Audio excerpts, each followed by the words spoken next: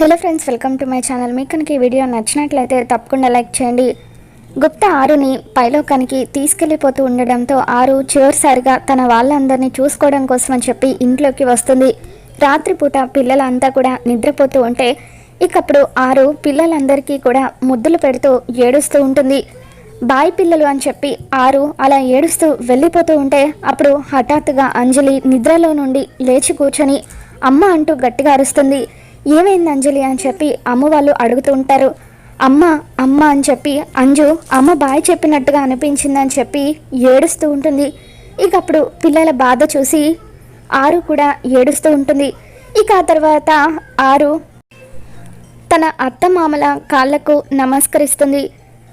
తర్వాత అమర్ మొహాన్ని తడుముతూ ఇక ఎంతగానో ఏడుస్తూ బాయ్ అండి అని చెప్పి అక్కడి నుండి వెళ్ళిపోతూ ఇక చివరిసారిగా బాగీతో మాట్లాడుతూ బాగీ పిల్లలు ఆయన జాగ్రత్త అని చెప్పి అంటూ ఉంటే ఇక అప్పుడు బాగీ బాయ్ అక్క అలాగే అని చెప్పి అంటూ ఉంటుంది. ఇక అలా ఆరు అందరికీ బాయ్ చెబుతూ ఉంటే అప్పుడు గుప్తా బాలిక మనం వెళ్ళాల్సిన సమయం దగ్గర పడింది రా బాలిక అని చెప్పి అంటూ ఉంటాడు.